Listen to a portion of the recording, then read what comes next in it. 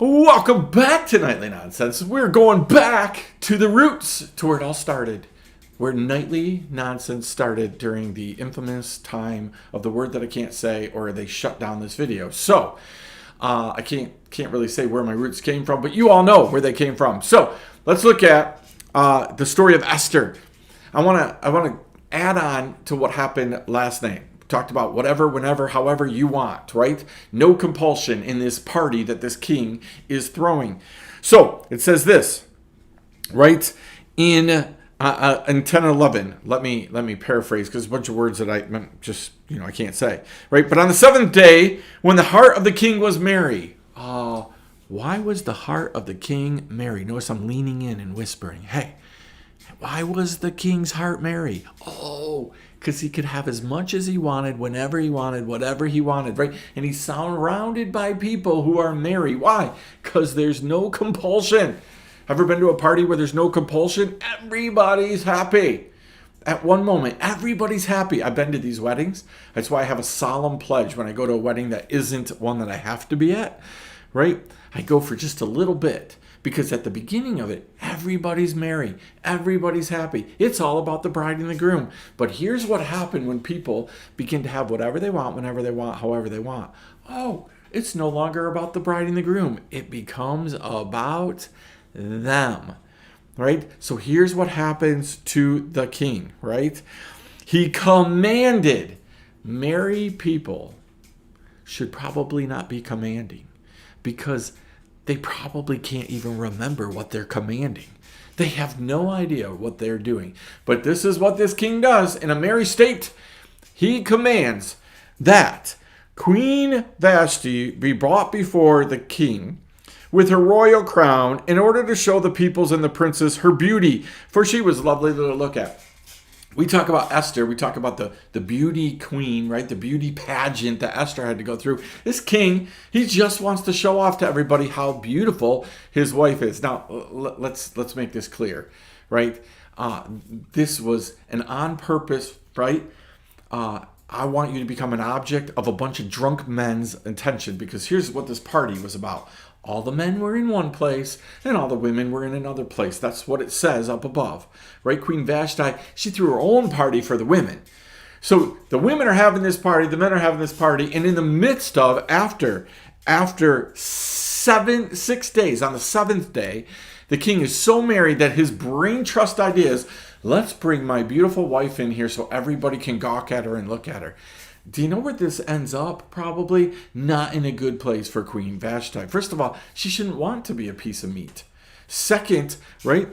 Bad things happen when you do this kind of stuff with a bunch of drunken men, right? Who have been able to do whatever they want, however they want, whenever they want, right? So he commands that she be brought in front of them. Ever been in a merry place? Ever been in a place, right, where there's no rules, no restrictions, and you come up with some pretty dumb ideas? We do this kind of a thing. Hey, let me show you things.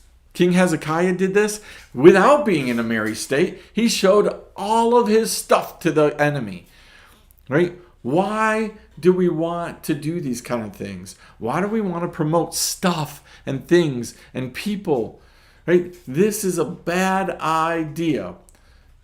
How many bad ideas have you had just this week? Wait, how many bad ideas have you had just this day? Where you're promoting the things of the world. Do you know the enemy wants this? He wants you to get into a state where you're promoting stuff and not God.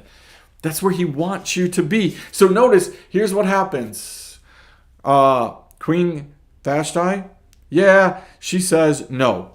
She refused to come to the king. Command and delivered by the eunuchs. At this, the king became enraged, and his anger burned within him. The merriness is gone. The merriness is gone, right? That which was used to bring merriness, all of a sudden, brings anger. All of a sudden, not a top 10 idea for the king, right, to have been this merry. Now you got a bunch of drunk guys, no compulsion, who were just told no. you could probably look at this just from the kids you've watched. Kids who've been given everything that they ever want, and then somebody out of the blue, their first teacher in kindergarten says, no, there's rules in kindergarten, and they have a meltdown. They throw a fit. It's the same person who walks into church, and they're used to getting whatever they want, however they want, because they have all the money, all the stuff, and somebody looks at them and says, no. No, and then all the goodness, all of the, hey, we want to help you. Hey, we want to take care of things. Hey, we want to fund this. Hey, we want to do all these things. Right? I shudder every time churches come up with a brain trust of having somebody sponsor a youth pastor. Do you know what that really means? That the youth pastor is being bought, right? And paid for. And everything's okay until, the youth pastor says, I don't want to do it this way. It's all okay until the missionary says, no. God's told me to do this. It's all okay until these moments, right? So again, the king gets angry. What happens? What happens when merriness turns into anger? Right? All that stuff, all the do whatever you want, it just leads into an angry moment. You probably have experienced that very moment, right? Doesn't satisfy you, doesn't make you content, you get angry. So I want you to chew on that tonight. We're going to finish up this part of the story tomorrow night. So we'll see you next time. Nightly Nonsense.